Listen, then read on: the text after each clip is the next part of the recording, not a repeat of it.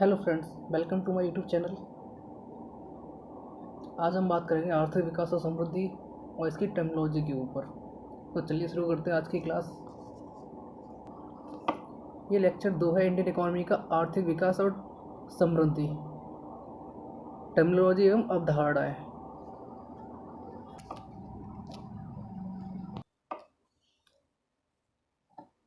हम जानते हैं कि इकोनॉमी की जो साइकिल होती है वो दो चीज़ों पर डिपेंड होती है, डिमांड और सप्लाई। तो आज हम जानते हैं कि कैसे हम पता लगाते हैं कि विकास हो रहा है, कैसे समृद्धि हो रही है। इसी के ऊपर आज का हमारा लेक्चर रहेगा और इसकी मैं आपको टर्मिनोलॉजी सिखाऊंगा। तो चलिए शुरू करते हैं। किसी अर्थव्यवस्था में हो रही आर्थिक क्रियाएं दीर्घकालिक में दो प्रकार के परिवर्तन को जन्म देती हैं। पहला होता है परिमाणात्मक परिवर्तन, दूसरा होता है गुणात्मक परिवर्तन। परिमाणात्मक परिवर्तन में आती है आर्थिक परिवर्तन, जो प्रति व्यक्ति आय और राष्ट्रीय आय से इनकी काउंटिंग की जाती है, और दूसरे में आती है आर्थिक प्लस अनार्थिक परिवर्तन। एग्जाम्पल के तौर पे आप देख लीजिए, राष्ट्रीय आय में वृद्धि के साथ ही जीवन की गुणवत्ता में सुधार। अब देखते हैं परिमाणात्मक परिवर्तन क्या होता है। परिमाणात्मक परिवर्तन जो होता है उसे हम नंबरों में लेते हैं, जैसे कि 1%, 2%। जैसे कि हमारी जीडीपी होती है, वो हमें पता चलती है कि जीडीपी कितने परसेंट बढ़ी है, कितने परसेंट कम हुई है। इस तरह से हम परिमाणात्मक परिवर्तन का पता लगाते हैं, या उसे हम परिमाणात्मक परिवर्तन कहते हैं। अब बात करते हैं गुणात्मक परिवर्तन की। इसमें जो चीज़ें आती हैं वो कॉमन नीड्स के ऊपर होती हैं। जीडीपी तो हमारी बढ़ रही है, लेकिन क्या हम कॉमन नीड्स को पूरा कर पा रहे हैं?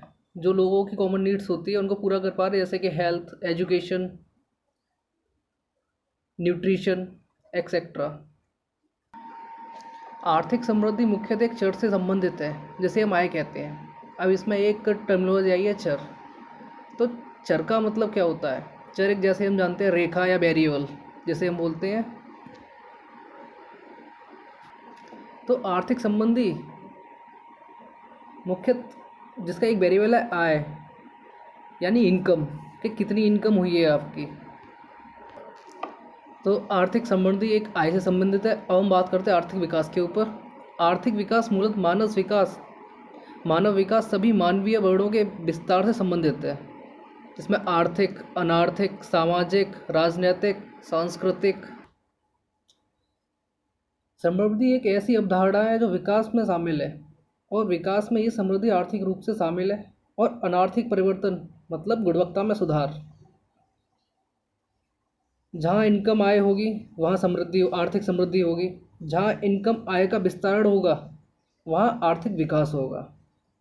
तो आइए बात करते हैं आर्थिक विकास के ऊपर। आर्थिक विकास की माप में शामिल किए जाने वाले जो चर होते हैं, वेरिएबल्स होते हैं। आर्थिक, राजनीतिक तथा सामाजिक संस्थाओं के स्वरूप में परिवर्तन, शिक्षा तथा साक्षरता दर, जीवन प्रत्याशा, पोषण का स्तर, शिक्षा तथा साक्षरता दर, स्वास्थ्य सेवाएं। आर्थिक विकास मूलत मानव विकास सभी मानवीय वर्णों के विस्तार से संबंधित है। इसमें भी आर्थिक और अनार्थिक दो चीज़ें होती हैं। आर्थिक मैंने आपको बता दिया, अनार्थिक में सामाजिक, राजनीतिक और सांस्कृतिक आते हैं। हम बात कर रहे थे आर्थिक विकास की माप में शामिल किए जाने वाले चर। ये सारे जितने भी चर हैं आर्थिक विकास में शामिल हैं। अगर इस स्तर से विकास हो रहा है तो उसे हम समावेशी विकास कहते हैं।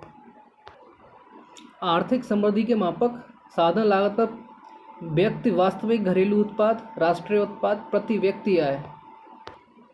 आर्थिक समृद्धि के मापक वास्तविक राष्ट्रीय आय, मुद्रा के रूप में व्यक्ति आय जिससे 100 रुपये मौद्रिक आय है, पर जब हम उसे उसकी क्रय शक्तियाँ व्यक्त करें तो उसे वास्तविक आय कहते हैं। जैसे कि एक सेब है,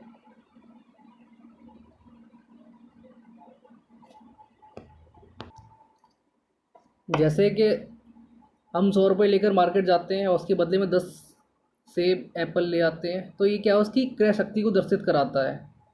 उसकी क्रय शक्ति कितनी है, यानी 10 रुपये का एक सेब यानी 100 रुपये के 10 सेब, तो उसकी क्रय शक्ति को प्रदर्शित करा रहा है।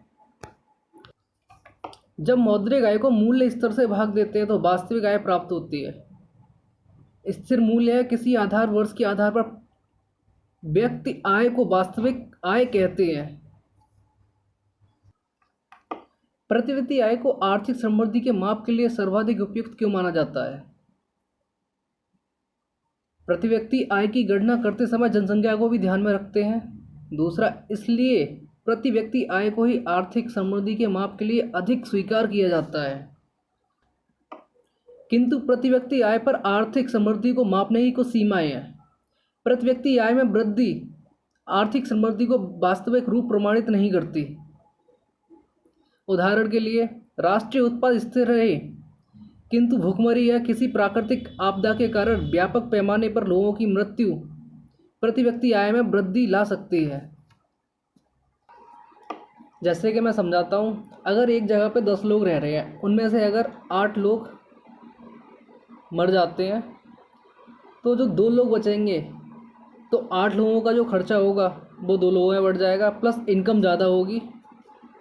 ये एक तरीका था समझने का। तो आर्थिक समृद्धि की माप कैसे करें?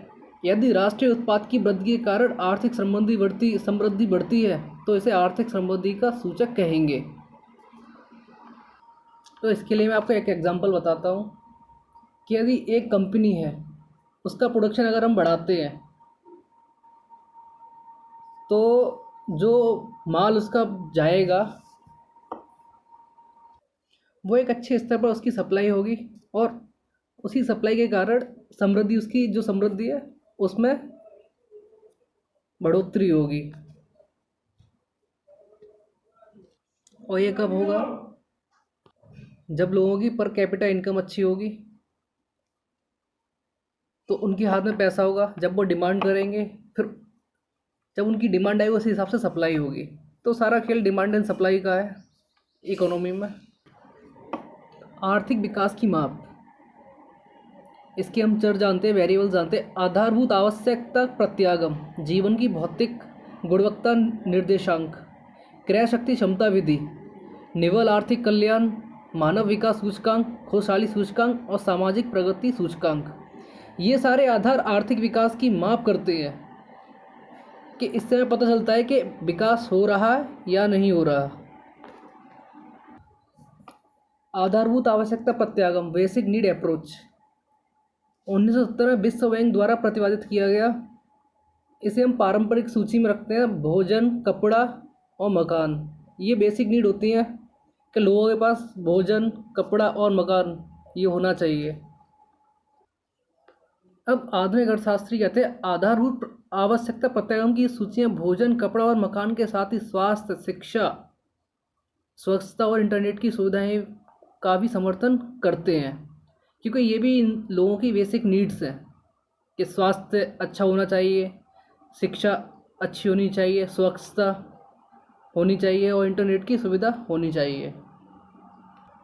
अब हम बात करते हैं PQLI के बारे में। Physical quality of life index, जीवन की भौतिक गुणवत्ता निर्देशांक।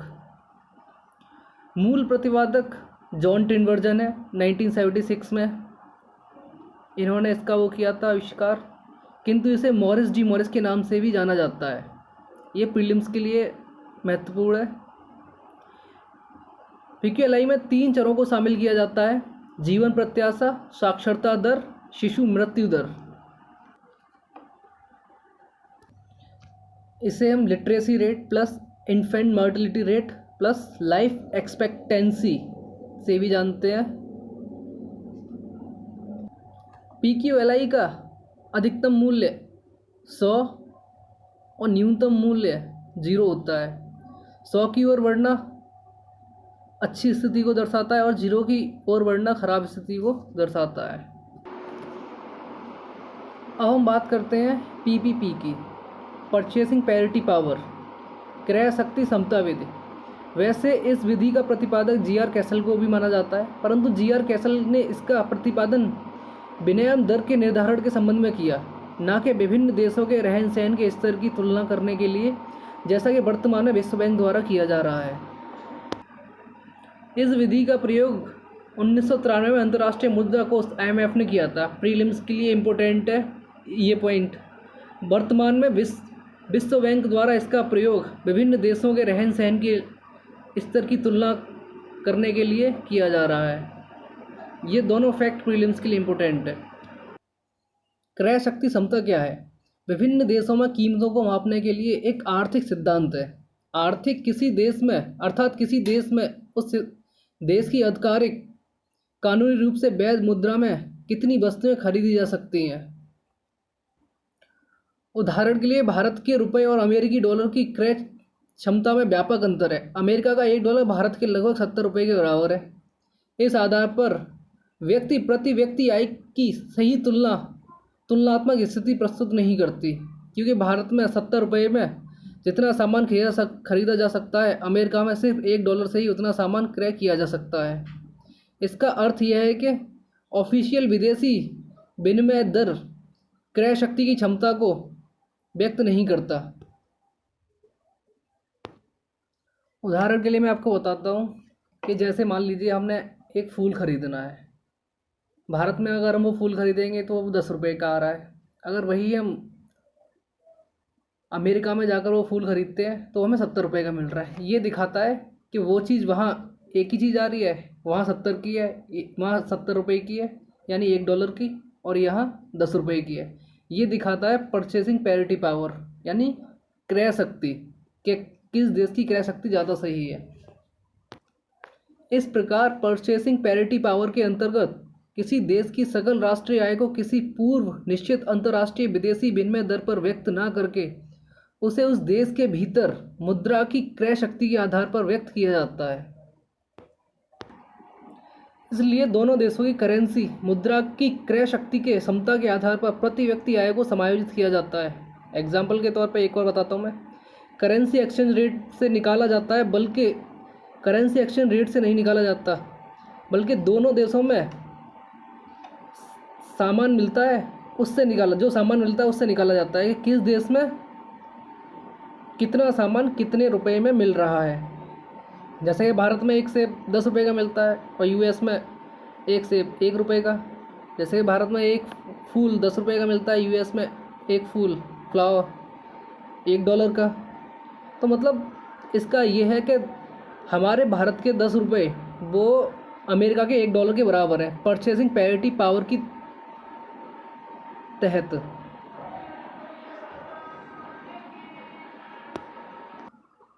चलिए बात करें निवल आर्थिक कल्याण के ऊपर। निवल आर्थिक कल्याण नेट इकोनॉमिक वेलफेयर, जिसे हम न्यू के नाम से जानते हैं, विलियम नोरदास तथा जेम्स टोविन द्वारा प्रतिपादित किया गया है। मूल नाम measure of economic welfare mu, बाद में सैमुअल्सन ने संशोधन कर इसे न्यू कहा। जान लेते हैं क्यों कहा। सैमुअल्सन का मत था न्यू लोगों के जीवन निर्वाह में सुधार की सही माप करेगा। निवल आर्थिक कल्याण न्यू जीएनपी उत्पाद में छिपी लागत तथा आधुनिक नगरीकरण की हानियां, अवकाश तथा गृहिणियों की सेवाएं। ग्रॉस नेशनल प्रोडक्ट, आइए जानते हैं जीएनपी क्या है। सकल राष्ट्रीय उत्पाद। ग्रॉस नेशनल प्रोडक्ट एक देश के निवासियों के स्वामित्व वाले उत्पादन के साधनों द्वारा दी गई अवधि में दिए गए सभी अंतिम उत्पादों और सेवाओं के कुल मूल्य का एक अनुमान है। आइए बात करते हैं मानव विकास सूचकांक ह्यूमन डेवलपमेंट इंडेक्स एसडीआई। 1990 में यूएनडीपी से जुड़े हुए अर्थशास्त्री महबूब उल हक द्वारा प्रतिपादित किया गया। इसमें महबूब उल हक का साथ AK सेन तथा सिंगर हंस ने दिया। एसडीआई की धारणा कैपेबिलिटीज़ के विस्तार की अवधारणा पर आधारित है। इसका मतलब है कि आप लोगों की क्षमता में विस्तार करिए, लोगों को चीज़ों से अवेयर करिए। एचडीआई के 3 आधारभूत आयाम शिक्षा, जन्म के समय जीवन प्रत्याशा, क्रय शक्ति समायोजित प्रति व्यक्ति के रूप में प्रदर्शित जीवन निर्वाह का स्तर। मानव विकास रिपोर्ट 2010 में 3 नई अवधारणाओं का प्रतिपादन किया गया। विषमता समायोजित मानव विकास सूचकांक, लैंगिक विषमता सूचकांक GII, बहुआयामी गरीबी सूचकांक MPI। एसडीआई की विभिन्न अवधियों में एसडीआई मूल्य तथा अन्य देशों के एसडीआई मूल्य के आधार पर हम किसी देश की आर्थिक विकास की स्थिति पर प्रकाश डाल सकते हैं। एचडीआर 2016 के अनुसार ऐसे देश जिनका एचडीआई मूल्य 0.892 से अधिक उच्च एचडीआई वाले देश हैं वो, और जिनका एचडीआई मूल्य 0.508 से कम व कम एसडीआई वाले देश हैं।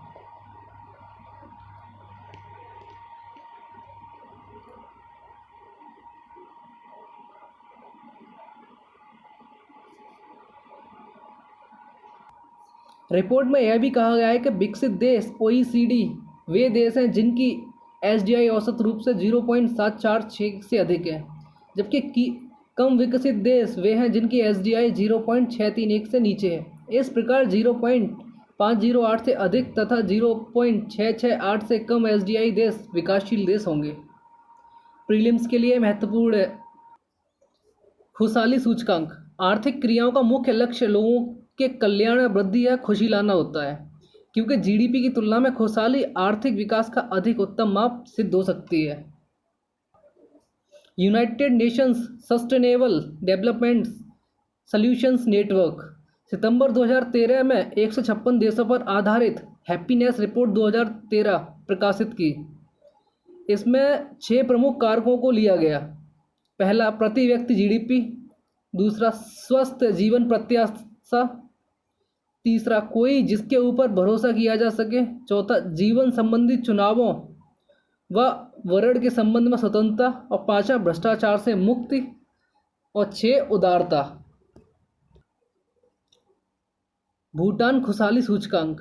भूटान ने आर्थिक विकास की माप के लिए 1970 में सकल राष्ट्रीय खुशहाली सूचकांक शुरू किया। इसमें 4 शर्तें: उच्चतर वास्तविक प्रति व्यक्ति आय, सुशासन, पर्यावरणीय संरक्षण, सांस्कृतिक परिवर्तन जो नैतिक तथा आध्यात्मिक तथ्यों पर आधारित हो। अब हम बात करते हैं सामाजिक प्रगति सूचकांक, social progress index SPL 2016। Non profit social imperative ने 2016 में 133 देशों के लिए सामाजिक प्रगति सूचकांक प्रकाशित किया। एसपीआई सूचकांक के 3 प्रमुख आयाम: मूलभूत आवश्यकताएं, जीवन निर्वाह के आधार स्तंभ और अवसर। अब मूलभूत आवश्यकताएं क्या होती हैं? पोषण, मूलभूत चिकित्सा सुविधा, पेयजल तथा स्वच्छता, आश्रय, व्यक्तिगत सुरक्षा, ये होती है मूलभूत आवश्यकताएं। जीवन निर्वाह के आधार स्तंभ: मूलभूत ज्ञान तक पहुंच, सूचना तथा संवहन तक पहुंच, स्वास्थ्य, पर्यावरणीय गुणवत्ता। और अवसर: व्यक्तिगत अधिकार, व्यक्तिगत स्वतंत्रता तथा वर्ण सहिष्णुता तथा समावेशन, उच्च शिक्षा तक पहुंच। ये था हमारा आज का लेक्चर, समृद्धि तथा विकास और उसकी टर्मिनोलॉजीज। प्रीलिम्स में टर्मिनोलॉजीज बहुत मायने रखती हैं। अगर ये आपकी समझ में है तो आप प्रीलिम्स क्रैक कर जाएंगे। जैसे कि मैंने समृद्धि के बारे में बताया, विकास क्या होता है, और उनके अंदर भी कुछ टर्मिनोलॉजीज यूज़ हुई थी। तो हंसते रहिए, मुस्कुराते रहिए और बने रहिए मेरे साथ चौहान सर क्लासेस में। मिलते हैं अगली क्लास में। Let's crack it.